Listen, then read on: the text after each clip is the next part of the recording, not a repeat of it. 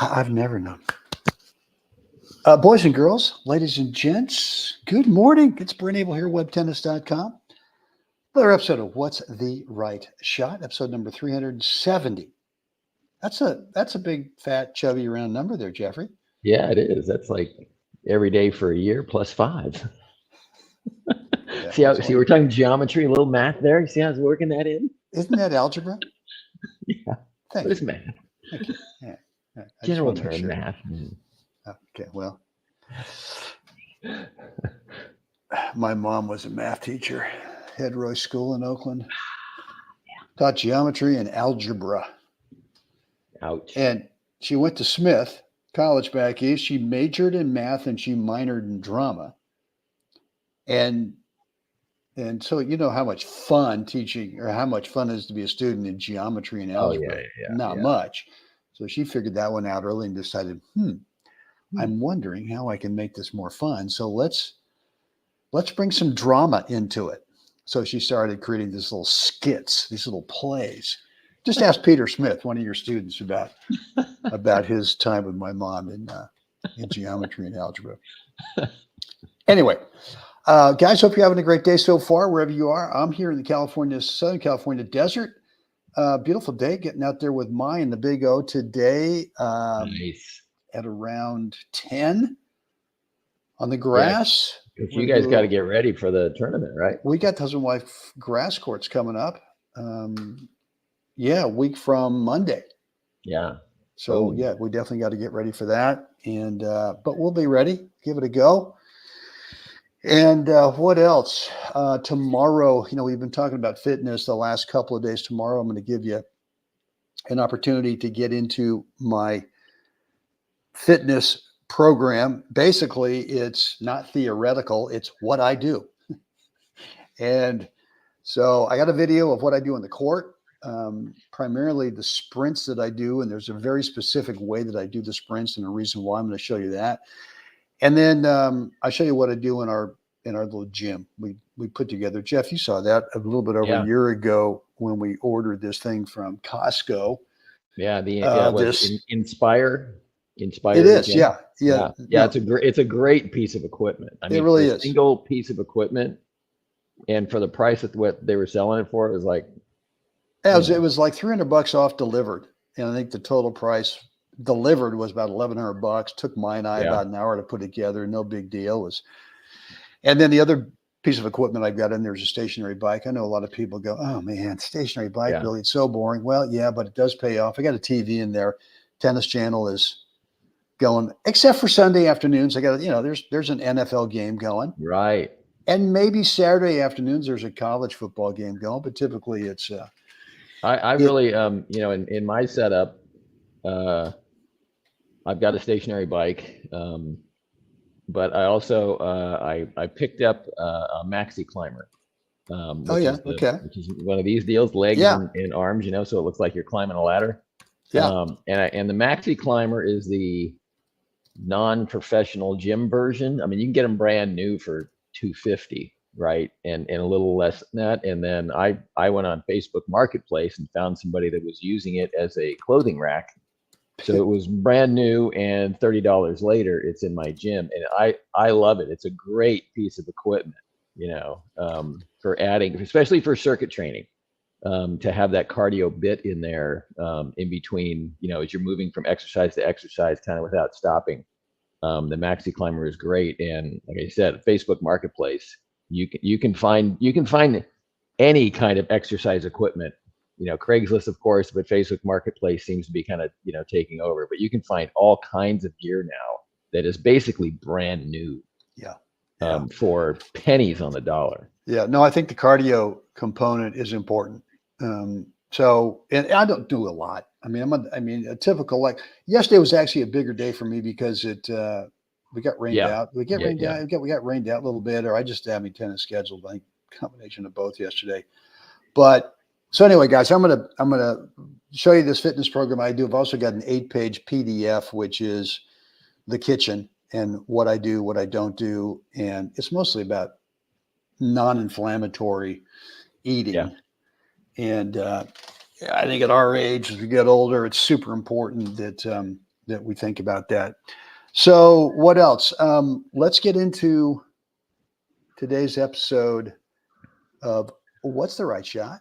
It looks familiar. Yeah, we're at the Napa Valley Country Club back in the day, not that long ago, but this was an exhibition that Jeff hosted when he was the tennis director / head professional / entertainment. Where's the bar cart ? / something. Anyway, it's actually it's just to the right of the court right now. That's where it is. That's underneath the big oak tree that's casting the shadow on the court. There you go. Yeah, no, this was a fun. This is a summer evening and little exhibition. Jeffrey and me, Jeff's partner Erica Smith, the great Erica Smith, and the also great Mai Ichikawa - Abel. Of course, when she misses a shot when we're playing, it's Ichikawa only. Yeah, of course. And when she hits the great shot, it's outright. It's at Ichikawa - Abel. And when she raises her left hand like this and starts closing on the net, it's known as the claw. Yeah, and it's as her partner, I'm bailing out too. Right. Someone's getting hurt. Someone's about to get hurt. So let's take a look at the point to where I'm going to stop it, and we'll talk about something here that I think is really important. And again, getting back into math and geometry, especially, we're going to talk about something right about here. So before we get into that, I've got this afternoon, as you guys know, I'm every afternoon, 2:30 in the afternoon, Pacific time zone, 5:30 East Coast, going live most of the time. Once in a while, it's a pre-record. But today I'm going to talk about a 56% winning percentage gets you the #1 USA ranking. And the big question that I'm going to answer is, well, you'll just have to show up because it's real, and I've got the stats to prove it. So, hey, Gary, good morning. Thanks for hanging out with us today. So again, guys, this afternoon at 2:30 p.m. Pacific. So Mai Ichikawa - Abel with the serve, and Jeff with the working that alley. Now, here's something that's important. A lot of players see the let cord go up and they start diving for the ball. And now all of a sudden they go, well, I got to volley this thing. I got to take time away. Okay, well, if you do that, now what happens is you've got 3+ feet of net right in front of you. And Jeff and Erica are both going, please reach forward. Please hit this ball back up. Take it in the dirt. Right. So at some point you have to go, all right, I'm going to take my time, let it bounce, and let's get the highest possible geometric point to make contact so that we've got better geometry over the top of the net. And as you're doing this, obviously you're watching the ball, but you're also getting a sense for maybe what's covered over there and what's not covered. And so I see this a lot. I see this a lot in doubles. Obviously, this is where it happens most of the time. But where either there's a let cord, Jeff, or there's a short ball played. And we actually saw that the last couple of days. I think it was a couple episodes ago, where Frank plays that underneath shot. Yeah. And the reason we do that is because we want to create that lousy geometry for an opponent and hopefully get something that is now. So anyway, Mai, I think, does a great job of being patient, letting the ball get up, and then just decides, I think what's open is a little dart between them. Yep. And that's a big deal. Totally. The patience to wait and let me make my moves. Because obviously, I hit that ball, she hit a good volley and pushed me back, baseline-ish, maybe even a little behind the baseline. And I was just trying to hit a soft roller. We've talked about that the last couple of days because her position on the court now is I've got room to get the ball down to her feet. Yeah. You can see that I'm kind of a fadeaway forehand, and I'm trying to Right. hit a soft roller. Unfortunately, had it not hit the net, I would have had the ball that I wanted, and she would have done exactly what you just Yep. described, having to deal Exactly. with the Right. ball That's in the right. dirt. But I didn't get that. I hit the tape, and I'm looking now, I'm watching, and she's going, and I just take, you can see all of a sudden I realize, oh crap. And I make one break to the center, and then I take off as if, thinking, okay, she's going to go angle on me. And Angle or dropper or something. yeah, and she read what I was doing, and she just surgically, little cut down the middle. Yeah. And it was great. So both things,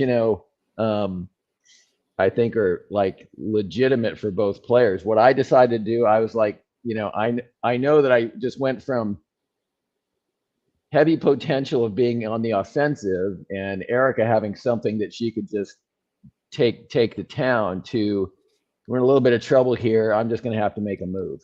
Yeah. Right. Well, look, I mean, I guess the point I want to make is that,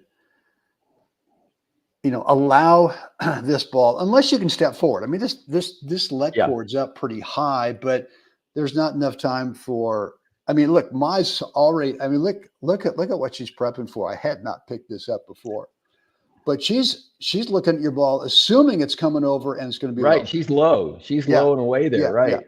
And so and this is such a beautiful thing, because usually when a ball's about to be low, is players are still with the racket head kind of up. And at the last second, they're just sort of chipping, chopping, diving the racket into the ball, rather than waiting for what is probably going to be the contact point. Right. And then, and now it's a let cord. Let's see, when's it? Right Yeah, there. now it's the let cord. And could she move forward? I don't think so. I don't think there's enough time to be able to get forward on it without it dropping too low. But I like right there, when she's making a crossover step, when she's assuming it's going to be low before it hits the tape, and then her next step off the right leg, she actually pushes back off of it to create space. Athletically, it was a great move right there. Yeah. Yeah. So, guys, I guess the message today on this would be, there's times when you've got to allow the ball to get some good geometry, so that you can take it at a spot that is hopefully above the top of the net. Making contact earlier, hitting the ball earlier isn't always, the best choice. We talk a lot about, taking the ball early, reducing time for your opponent, blah, blah, blah. But this is where it's not a strict formula. There's always nuance, and things and variables change. And this is also where your fitness, your hip flexors, your core strength becomes important, because you have to be able to change direction, maneuver, to give yourself that space, because the ball just hit the let cord. It did something funny. It hit something on the court, and you know what I mean? Anything can happen. And having that foundational strength underneath you, so you can actually maneuver and still be, Mai's got great posture right there, right? She's on balance. She's got feet, legs are underneath her. So that's like a big portion of that too, in the fitness side, is the ability to make those last little adjustments and back off if you need to. Yeah. Yeah. That's right. That's right. Good. So, all right, guys. Well, listen, any comments down below, let me know. If you want to keep it private, comments or questions, whatever's on your mind, down in that area. I don't know if it's live, I guess it's the chat. If it's a replay, it's the comments area. If you want to keep it private, just go ahead and shoot me an email, Brent@webtennis.com. Jeff is still at Jeff@Jacklich365.com. It's too easy. What are we going to next here? All right. Yeah, look, if you love what we're doing here, go ahead and click the like button on this video, subscribe to the channel. Make sure you click that notification bell so you're alerted anytime. And, if you really are feeling some love for What's the Right Shot, down below, I think right next to where you can enter a comment, there is a super chat, little $sign that you can click and throw in a little bit of tip jar money, if that. So if you're feeling the love. So anyway, guys, hope today was helpful to you. And look, just a quick reminder about later today is join me, because this is a big deal. This is really a Huge. big number. Okay, And so we've I always have gotten this from, what's that? got a quick question. So Yeah. is this sets or points? This is points. Yes. Okay, I want This to is clarify that, because I knew it was points, but for the listeners, it's really important. I think isn't like in the, so the beauty of this is that these are your numbers, right? This is my number from So, I would say the closest match I played in 2023 in singles. right. So overall, I know the Craig O'Shaughnessy numbers, isn't it like over the course of a year, the number one player in the world wins 54%? It's less than that. It's like, 53, there was, 52, 53. yeah, it was Of all the 52 points, point of all something. the points they play. Right. So, and that was a year, those were Novak's numbers. He won 52 point something percentage of the points he played all year. And he was far and away the number one player in the world. So really what this gets down to is, you're stealing my thunder for this afternoon, Jeff. Thank Sorry. you. Is that mentally, do you think you have to be have some mental toughness or some mindset strength to be able to lose? I mean, in my case, 44%. 44 points out of every 100. Yeah. I mean, you have the mental strength and stomach to be able to do that and not start panicking and not start going, oh, I better start going big here, big there, whatever. Right. And if you do that, then that's when, well, we're going to talk about this afternoon. So we got Marty Hines in the house. Yeah, that is an amazing stat. Yeah, it is. Yeah, you have to be comfortable with losing points. It's part of the deal. Yeah, it's just Anyway, sorry, I didn't mean to steal your thunder there, but no, that's good. I wanted to clarify that one thing though, that this is points, not sets. Yeah, Marty Hines. Oh, look at Rich with a $9.99 super sticker. Whoop whoop. I don't know what the difference is between a super sticker and a super chat. I'm going to find out. I guess there's like a couple of different levels on this thing, but Rich, thank you very much, man. I really appreciate that. That's really very generous. Thanks. All right, guys, look, that's it for me today. Hope you'll join me this afternoon, 2:30 p.m. Pacific, out here in the California desert. And we'll go from there, and we'll kind of dig into the big question about, and it's more than what Jeff and I just talked about. It's kind of a way of thinking between points. Mm-hmm. Not just part of it's the 4 parts between points routine, but you're going to find yourself in really close matches that, man, you want the thing so freaking bad, and yet I mean, well, this was the semis of the clay courts last year, and this dude was just dinging winners. The stats are insane. I look at him and I said, he hit that many winners. Right. And I hit like he was obviously not in triple digits, but he was in such solid double digit winner column. And I was in the single digit winner column. And yet it was fine. Yet it was something else that might have turned the tide on that one. It's just the proof is there that Yeah. Well, it gets into what do you want to do, or who do you want to be in the court? Yeah. Do you want to win matches? Is it okay for it to be not a beauty contest now and then? Right. Do you have to always be on ESPN top 10, 11, whatever, top 10 shots of the day? Do you have to do that? Okay. All right. Then, you know, then Yeah. that's your thing. Yeah. That's your thing. All right, guys. Hope you enjoyed today. Hope it was helpful. Jeff, thanks as always You got it. for your plucky comedic relief. I got that one right. Okay. Yes, you did. Thank you.